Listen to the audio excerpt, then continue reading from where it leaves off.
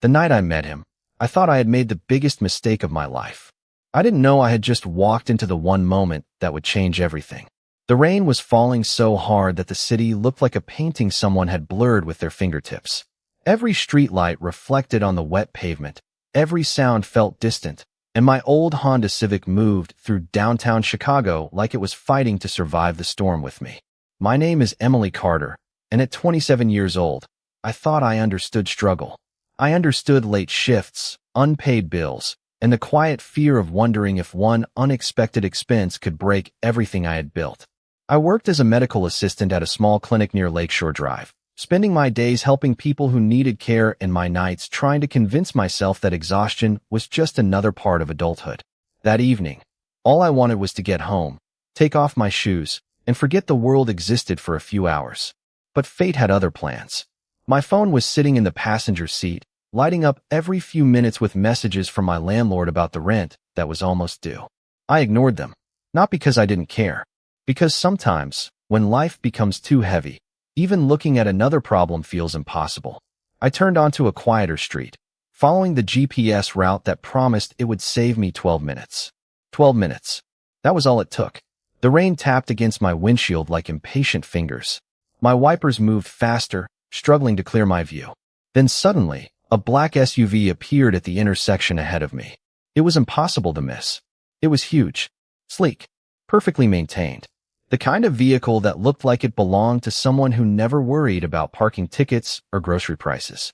I pressed the brake pedal. Too late.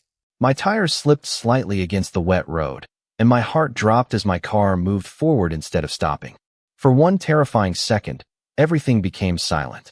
The sound of the rain disappeared. The city disappeared. All I could see was that black SUV getting closer.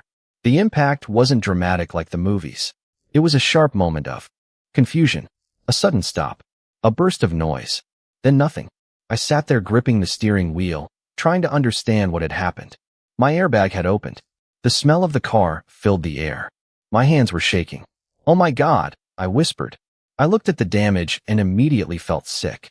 My old Honda had a damaged front bumper. The SUV looked like it had barely noticed the accident. I stepped out into the rain, my shoes quickly soaking through. The driver door of the SUV opened, and then he appeared. I had seen wealthy men before. I had worked events where people wore watches that cost more than my entire apartment. But this man was different. He didn't need to announce his importance. The world around him seemed to recognize it first. He was tall, dressed in a perfectly fitted dark suit, his expression calm despite the rain falling over him. Behind him, two men stepped out from another vehicle parked nearby. They weren't loud. They weren't aggressive. They simply stood there with the kind of attention that made me realize this was not an ordinary person. The man looked at the damaged vehicles, then at me. His eyes stopped on my face. "Are you hurt?" he asked. His voice was lower than I expected. Calm. Controlled. I shook my head quickly. "No. I'm okay. I'm so sorry. I swear I wasn't looking at my phone. I lost control for a second." He watched me carefully, almost like he was trying to understand something beyond my words. "You don't look like someone who causes problems," he said. I frowned. I don't usually crash into expensive cars either. For the first time, something changed in his expression. Not a smile exactly. More like surprise. Like he wasn't used to people speaking to him that way. One of the men behind him quietly said, "Mr. Romano, we should leave before the rain gets worse." Mr. Romano. The name meant nothing to me at that moment, but I would learn later that almost everyone in Chicago knew it. Alessandro Romano. A man whose influence reached places I had never even heard of. A man people respected. A man people feared. But standing there under the rain, I didn't see a powerful figure. I saw a stranger standing beside a damaged car, looking at me like I was a question he couldn't answer. Then he glanced at my old Honda, then back at me. "You were running from something?" he said quietly. My breath caught. "Excuse me. People don't drive through a storm like that unless they're trying to escape something." I wanted to tell him he was wrong. I wanted to laugh and walk away. But somehow, he had noticed the one thing everyone else missed. I wasn't afraid of the accident. I was afraid of how close my life had come to falling apart. The rain continued falling between us. And then Alessandro Romano said the words I never expected to hear from a stranger. "I think you have no idea who you just met." He was right. I didn't. But that night, when my broken car stood between two completely different worlds. I had no idea that one simple mistake would pull me into his world forever. The rain had not stopped when Alessandro Romano's driver arrived with a replacement vehicle for me. I stood beside my damaged Honda, staring at the black SUV that looked untouched despite the accident, wondering how a simple mistake had somehow turned into a conversation with a man who felt impossible to understand. "You do not have to do that," I said, looking at the keys he offered. "I caused the damage. I can handle it." Alessandro looked at me with the same calm expression he had worn since stepping out into the rain. "Can you?" The question was simple, but somehow it felt heavier than it should have. I opened my mouth to answer, then stopped, because the truth was, I had been handling everything alone for years. The bills, the stress, the constant feeling that if I stopped moving for even one day, everything would collapse. "I will pay for the repairs," I said, "even if it takes time." One of the men standing nearby looked surprised, but Alessandro did not. He just studied me quietly. "You were worried about my car before asking if you are okay." I shrugged. "It is an expensive car. Mine is not." For a moment, the rain was the only sound between us. Then something changed in his eyes. Not pity, not amusement, something closer to respect. "What is your name?" he asked. "Emily Carter." He repeated it softly, like he was making sure he remembered it. Emily. There was something strange about hearing my name from him. Maybe because everything about Alessandro Romano felt like it belonged to another world. A world of private drivers, expensive suits, and people who never had to choose between paying a bill and buying dinner. "Mr. Romano," I said carefully, "I appreciate your help, but I should go home." His expression shifted slightly. "You are leaving?" I looked at him. "Yes, that is usually what people do after an accident." A quiet silence followed. I expected him to be offended. Instead, he almost looked entertained. "Most people try to find a reason to stay around me. I am not most people." The words came out before I could stop them. But instead of anger, I saw something unexpected. Curiosity, like I had just done something nobody else dared to do. A few minutes later, I was sitting in the passenger seat of a rental car his assistant arranged, driving away from the intersection where our lives had crossed.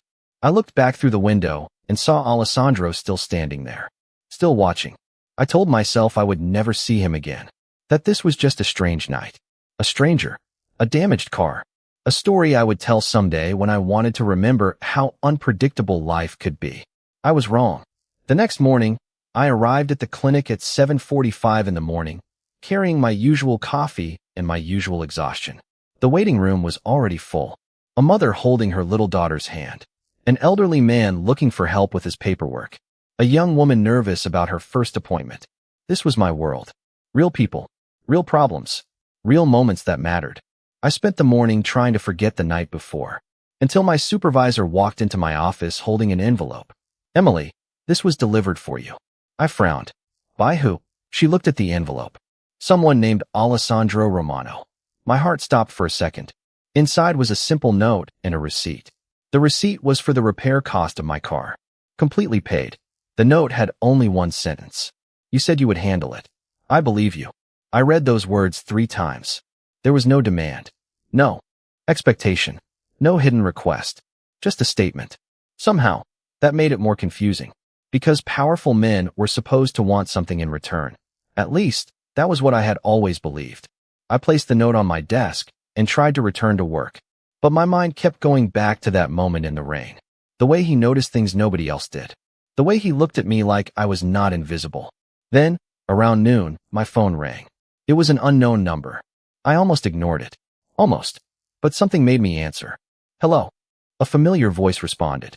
"Emily Carter." My fingers tightened around the phone. "How did you get my number?" A brief pause.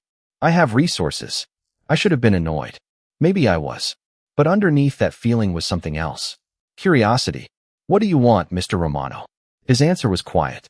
"I want to know why someone who looks like she carries the weight of the world still believes she has to carry it alone." I did not know what to say, because for the first time in a long time, someone had asked the question I had been avoiding. Not how much I owed. Not what I needed. Not what I could offer. Just why I was tired. And that scared me more than anything else. Because Alessandro Romano was a stranger.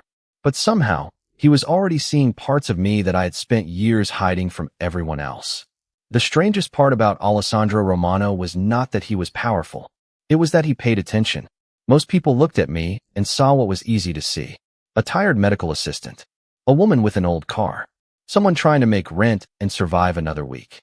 Alessandro looked deeper, and I did not know whether that made me feel safe or nervous. For the next few days, I tried to convince myself that our conversation was nothing more than a strange moment created by a rainy night. A coincidence. A brief encounter between two people who lived completely different lives. But coincidences usually do not send handwritten notes. They do not remember your name, and they do not notice when you are pretending to be fine. 3 days after the accident, I was finishing my shift at the clinic when my supervisor called me into the office. "Emily, someone is here to see you." My first thought was that it was about the car repairs. Maybe paperwork. Maybe something I needed to sign. But when I walked into the waiting area, I stopped.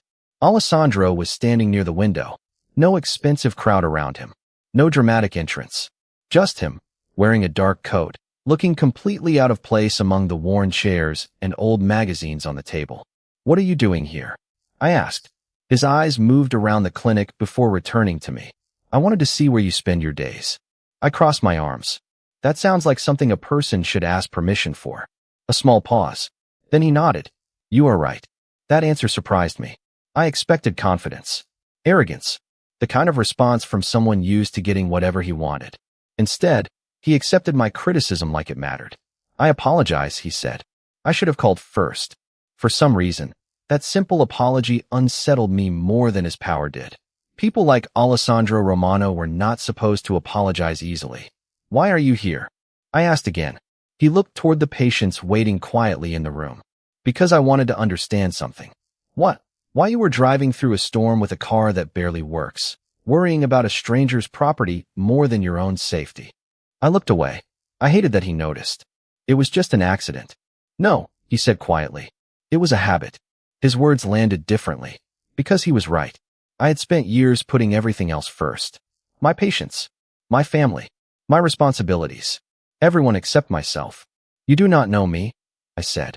Alessandro looked at me for a long moment. Maybe not yet. The way he said it made my heartbeat change. Not because it was romantic. Because it was certain. Like he believed every person had a story worth discovering. I cleared my throat and returned to the professional distance I knew how to keep. "Mr. Romano, I appreciate your concern, but I am not looking for someone to solve my problems." "Good," he replied. "I respect people who do not wait to be saved." I looked at him, surprised. "Then why keep showing up?" For the first time, his expression became harder to read. "Because everyone around me wants something. Money. Influence. A favor." You are the first person in a long time who looked at me and only saw a person standing in the rain. I did not have an answer for that. Because I remembered that night. I remembered seeing the expensive car, the powerful presence, the mystery surrounding him. But I also remembered something else.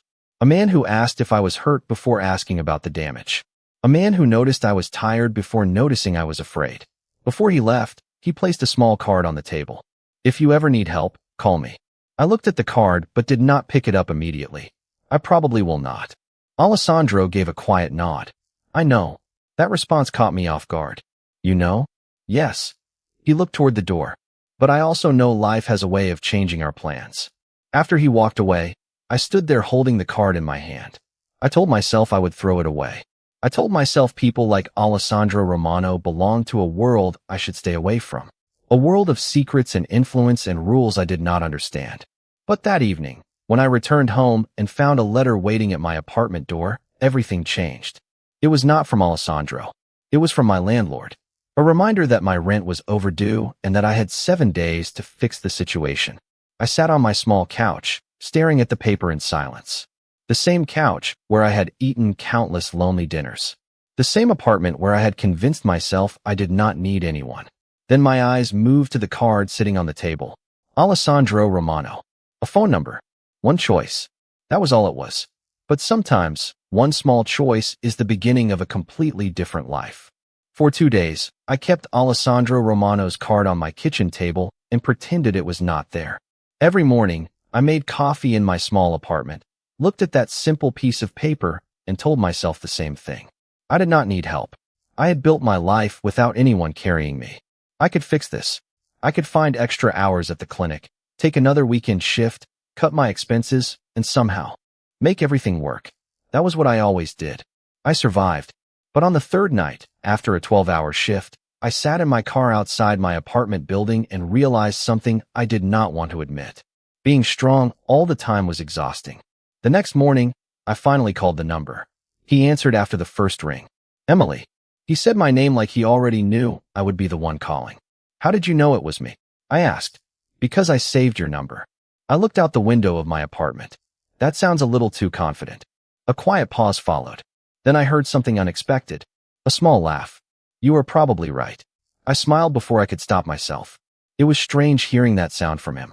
Alessandro Romano seemed like a person who lived behind walls. Someone who showed the world only what he wanted them to see. I need a favor, I finally said. Not money. His response came immediately. I know. You do not even know what I was going to ask. No, he said.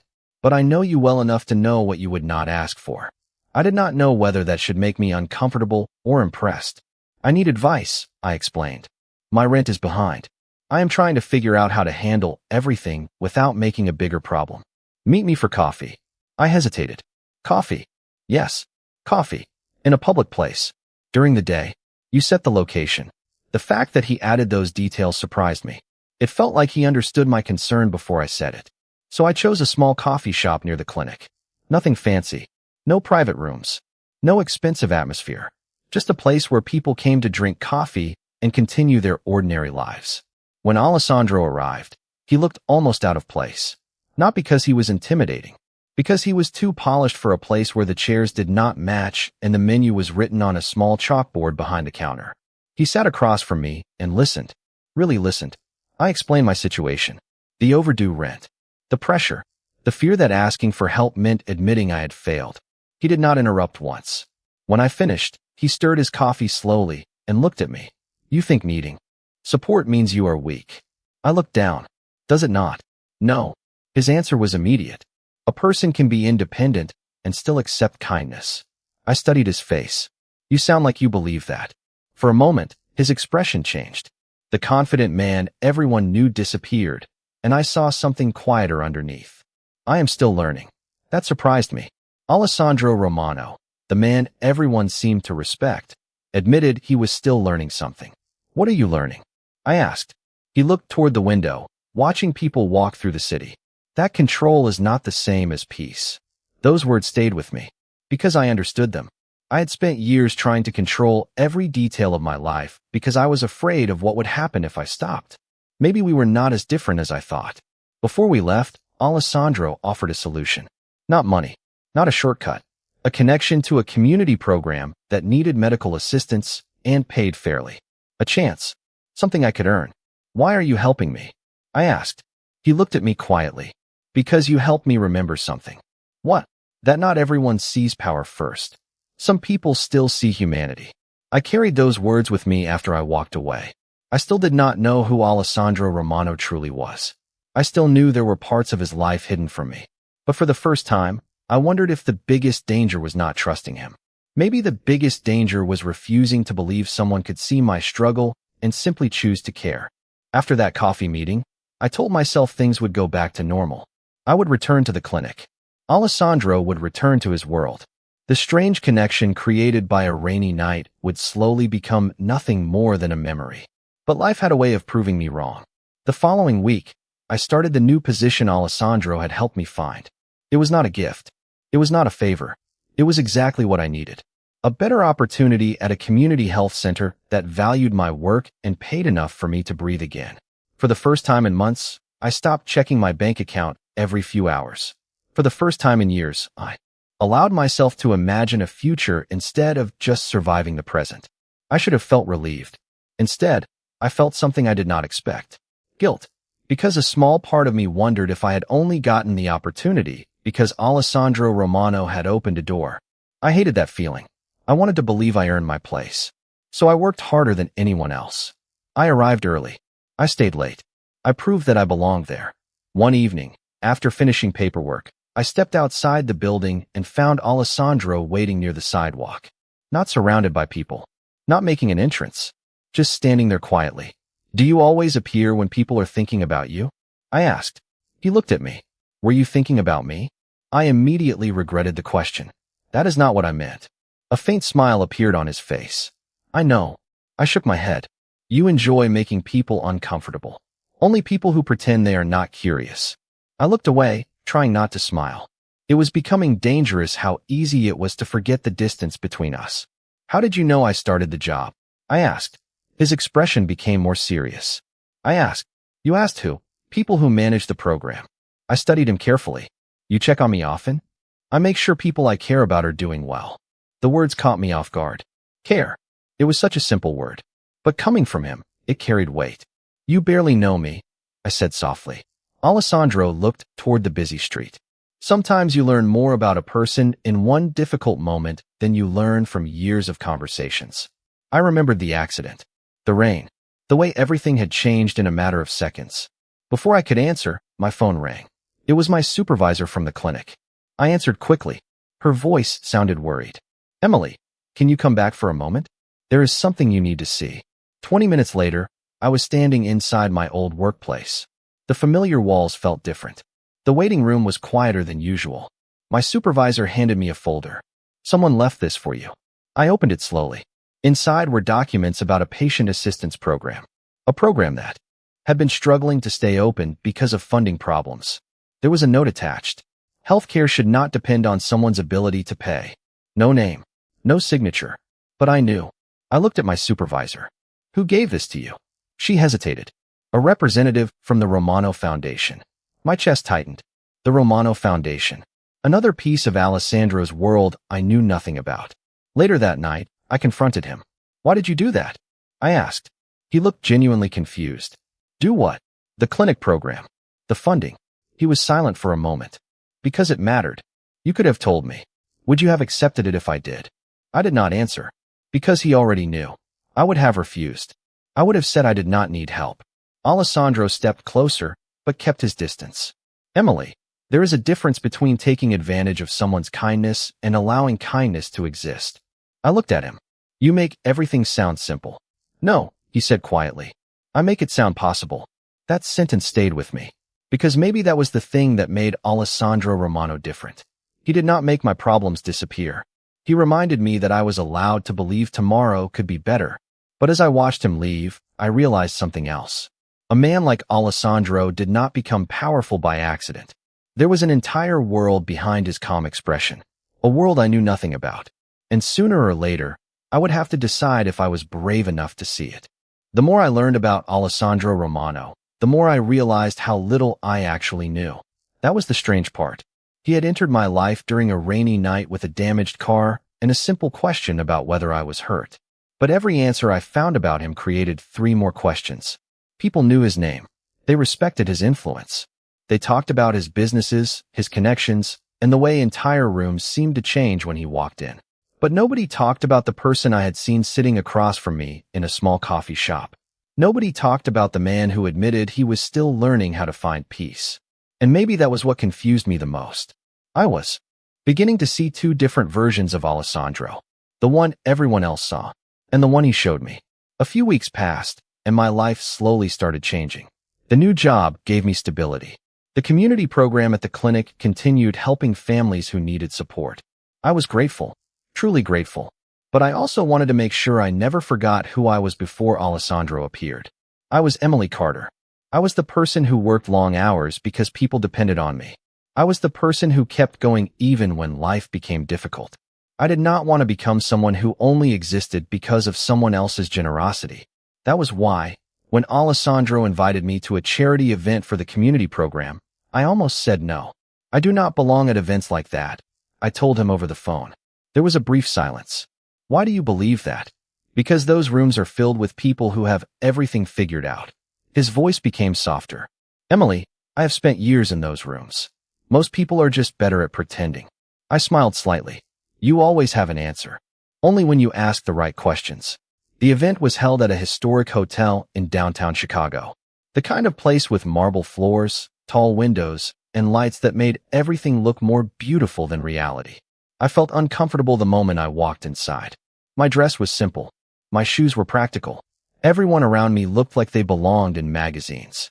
Then Alessandro appeared. He did not make a scene. He simply walked toward me, and somehow the entire room felt quieter. "You came," he said. I looked at him. "You sound surprised." "I was hoping you would." Those words stayed with me. Because Alessandro Romano was a man surrounded by people, yet somehow he always sounded like someone who was alone. During the evening, he introduced me to people involved with the community projects. He did not introduce me as someone he helped. He introduced me as someone who made a difference. That mattered more than he probably realized. But then I noticed something. The way people watched him. The way conversations changed when he entered. The respect. The caution. The mystery. It reminded me that there was a side of Alessandro I still had not seen. Later, I found him standing near the balcony, looking out at the city lights. "Can I ask you something?" I said. He turned toward me. "Anything." "Who are you really?" For the first time, he did not answer immediately. The confident expression disappeared. "What do you mean?" "I mean, everyone knows your name. Everyone seems to know something about you. But I feel like I only know the parts you choose to show me." The city sounds filled the silence between us. "Finally," he said, "that is because the other parts are complicated. Everyone is complicated." He looked at me carefully. "You have no idea how complicated mine are." There was something in his voice that made me realize he was not avoiding the question because he did not trust me. He was avoiding it because he was afraid of what the answer might change. "Alessandro," I said quietly, "I do not need you to be perfect." His eyes met mine. "Good. Because I am not." It was the most honest thing he had ever said. Before we left the balcony, he looked at me and asked, "Are you afraid of me?" I thought about the question, the power, the secrets, the world surrounding him. Then I answered honestly, "I am afraid of not knowing the truth." Something shifted in his expression. Not anger, not disappointment, understanding. "Then I will show you," he said. "But when you see everything, you cannot pretend you did not." I looked at him, unsure why my heart felt heavy. Because deep down, I knew the truth would change something between us. And I knew that once Alessandro Romano opened the door to his world, there would be no going back to the simple life I had before. The next morning, I woke up knowing something had changed. I could feel it before I even opened my eyes. Not because something happened, because I had finally admitted something to myself. Alessandro Romano was no longer just the stranger from the rainy intersection. He was no longer just the man who helped me find a better opportunity or the person who appeared whenever my life became difficult. He had become someone I wanted to understand. And that realization scared me. I had spent years protecting myself from disappointment. I built walls so high that nobody could get close enough to hurt me. But somehow, Alessandro had found the door, not by forcing it open, by simply waiting for me to decide if I wanted to unlock it. A few days after the charity event, he asked me to meet him. This time, he did not choose a luxurious restaurant or a private location. He picked a small park near the lake, a place where families walked, children laughed, and nobody cared about status or reputation. When I arrived, he was standing near the water, looking at the city skyline. "You came," he said. I smiled slightly. "You keep saying that like you expect me not to. Maybe I am still getting used to people surprising me." I looked at him. "You have a lot of people around you. How can you still be surprised?" He looked away for a moment. "Because most people show me what they think I want to see." The answer was quiet, honest. I walked beside him as we followed the path along the lake. For the first time, Alessandro did not feel like someone untouchable. He felt like a person carrying something heavy. "You said you would show me the truth," I reminded him. He nodded. "I did." We stopped near a bench overlooking the water. "My life is complicated, Emily. My family built an empire over generations. Some people respect that. Some people judge it. I learned a long time ago that people decide who I am before they ever meet me." I listened carefully. "And who are you?" He looked at me. "I am someone who made mistakes. Someone who learned to survive in a world where trust is rare. Someone who forgot what normal felt like." His honesty surprised me. I expected secrets. I expected excuses. Instead, he gave me something much more difficult. Responsibility. "Why are you telling me this?" I asked. "Because you asked." That simple answer meant everything. He was not trying to impress me. He was not trying to control my opinion. He was giving me the choice to decide. For some reason, that mattered more than any grand gesture. As we continued walking, we passed a small group of volunteers organizing supplies for a neighborhood program. Alessandro stopped and spoke with them. Not as someone important. Not as someone above them. He knew their names. He asked about their families. He remembered details from conversations months earlier. I watched quietly. This was the side of him people did not talk about. The side hidden behind the reputation. Later, as we sat with coffee from a nearby shop, I asked, "Why do you hide this part of yourself?" He looked at the cup in his hands. "Because kindness is often mistaken for weakness." I shook my head. "I do not think that." His eyes lifted toward mine. "I know." The way he said it made my heart pause. Because he believed me. Not because I had power. Not because I could give him anything. Simply because I was Emily. Then my phone rang. It was my supervisor from the community center. Her voice sounded nervous. "Emily, someone came by asking questions about the program. They knew your name." My expression changed. "Who?" "I do not know. But they wanted information about your connection to Alessandro Romano." The calm afternoon suddenly felt different. I looked at Alessandro. He noticed immediately. "What happened?" I explained. His expression became serious, not with anger, but with concern. "Emily, there is something you need to understand." I waited. When someone gets close to my world, people notice. I looked at him. "Are you saying I should stay away?" For a moment, he said nothing. Then he answered quietly. "I am saying you should choose with all the information." The wind moved across the lake. The city continued around us, unaware of the invisible line that had just appeared between our worlds. And for the first time, I understood that knowing Alessandro Romano was not only about discovering who he was. It was about deciding who I wanted to become after learning the truth. For the first time since meeting Alessandro Romano, I understood that my life was no longer divided into before and after the accident. It was divided into before and after knowing the truth. The truth was not the dramatic story I imagined. It was not a hidden world filled with impossible things. It was something much more complicated. It was a man who had spent years building walls around himself because he believed. Walls were the only way to protect what mattered. And somehow, without realizing it, I had become someone standing on the other side of those walls. After the phone call from my supervisor, I expected Alessandro to tell me what to do. I expected him to make a decision like everyone said he always did. But he surprised me. "What do you want to do?" he asked. I looked at him. "You are asking me?" "Yes." Most people would just handle it themselves. His expression became serious. "That is exactly why I am asking you." Those words stayed with me. Because Alessandro was not offering control. He was offering respect. The next few days were strange. I returned to my normal routine, but everything felt slightly different. I noticed things I had ignored before. The way people whispered when Alessandro's name appeared in conversations. The way some people judged him without knowing him. The way others admired him without understanding him either. Everyone had created their own version of Alessandro Romano. But I was beginning to realize that none of them knew the complete story. One evening, I met him at a quiet restaurant near the river. It was not the type of place where people came to show off. It was simple. Warm lights. Wooden tables. The smell of fresh coffee and homemade food. I liked that about him. The moments when he chose places where nobody cared about his reputation. "You seem quieter today," he said. I looked at my glass of water. "I am thinking." "About what?" "About how strange this is." A small smile appeared on his face. "That is a very accurate description." I laughed softly. Then the smile faded. "Alessandro, I need to ask something." "Ask." "Why me?" He did not answer immediately. That was something I had learned about him. When a question mattered, he never rushed.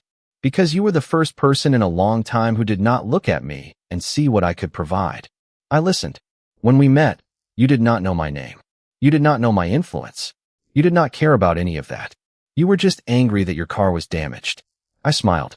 "I was very stressed that day." "I know." His voice became softer. "That is what made it real." For a moment, neither of us spoke. The city moved around us. Cars passing. People walking home. Ordinary moments happening everywhere. But sitting there, I felt like I was standing at the edge of something unknown. Then Alessandro asked, "Are you still afraid of my world?" I thought about it. "Yes." He nodded slowly, like he appreciated the honesty. "Good." I looked surprised. "Good. Fear is not always a bad thing. Sometimes it reminds us to pay attention." That answer felt very different from the person I expected him to be. Later that night, when I arrived home, I found a small package outside my apartment door. Inside was an old photograph. I recognized myself immediately. Not the person I was now. The person I used to be. It was a picture from a community event years earlier when I volunteered at a local health fair with my mother. I stared at the photo, confused. How did Alessandro have this? There was a note attached. Some connections begin before we notice them. My hands went still. Because suddenly, I realized something. Maybe the rainy night was not the beginning of this story. Maybe it was only the moment when two paths finally crossed. I called Alessandro immediately. He answered after one ring. You found it. My heart beat faster. What is this? Silence. Then he said quietly, a reminder that our lives crossed before we knew it. I looked at the photograph again. How? He took a slow breath. That is a story I should have told you sooner. And in that moment, I knew there was another chapter hidden behind everything he had already shared. A chapter that could change the way I saw him forever. The photograph sat on my kitchen table all night. I did not sleep. I tried closing my eyes, but every time I did, I saw the same image. A younger version of myself standing beside my mother at a community health event years ago. A moment I had completely forgotten. A moment Alessandro Romano somehow remembered. The next morning, I arrived at the cafe where we agreed to meet. I got there early, which was unusual for me. Normally, I was always rushing from one responsibility to another. But that day, I needed time to prepare myself. Because I knew whatever Alessandro told me next would change the way I saw everything. When he walked in, he looked different. Not physically. The same calm expression. The same careful way of moving through a room. But something in his eyes told me he had been carrying this conversation for a long time. He sat across from me and placed his coffee on the table. Neither of us spoke immediately. Finally, I pushed the photograph toward him. Where did you get this? I asked. Alessandro looked at the picture for a long moment. My father kept it. I froze. Your father? He nodded. Years ago, my family supported several community programs in Chicago. Not for attention. Not for recognition. It was something my father believed was important. I looked down at the photograph again. My mother never mentioned your family. She probably would not have known the name behind it. That answer confused me. What does that mean? Alessandro leaned back slightly. It means my family had influence in many places, but we did not always stand in front of the camera. I studied his face. And what does that have to do with me? He was quiet for a moment. Then he said, your mother helped my family during a difficult time. My breath slowed. How? Alessandro looked at the window beside us, watching people pass by outside. She treated people like they mattered. She reminded everyone around her that kindness was not a weakness. I felt something tighten in my chest, because that sounded exactly like my mother. She had always been that person, the one who brought extra food to neighbors, the one who stayed late to help someone who needed it, the one who believed a small act could change a person's entire day. She was like that? I whispered. Alessandro nodded. That is why I remembered her. The room became quiet again, but this silence felt different. It was not uncomfortable. It was filled with memories. Why did you never tell me this before? I asked. Alessandro looked at me honestly. Because I did not want you to think I was helping you because of your past. I frowned. What do you mean?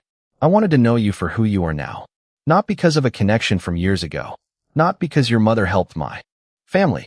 Not because of anything you could give me. His words surprised me. Because they revealed something important.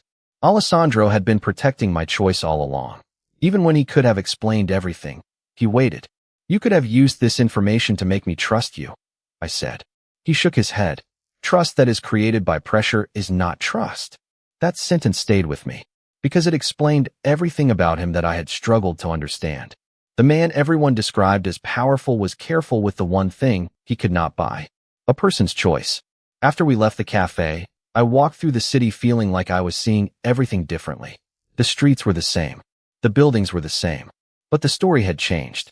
Alessandro was no longer just a powerful man who entered my life by accident. He was connected to a chapter of my life I thought was closed forever. That evening, I called him. Thank you for telling me the truth, I said. You deserve the truth.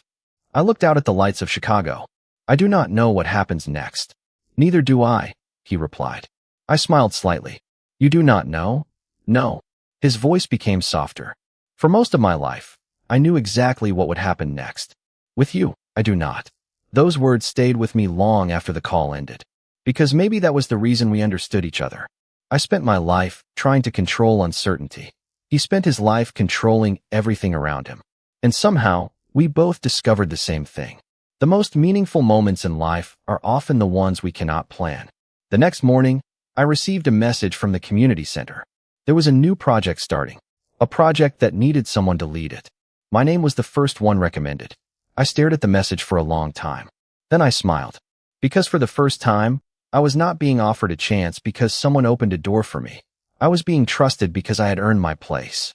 And somewhere across the city, Alessandro Romano was learning the same lesson. Some people do not enter your life to be saved.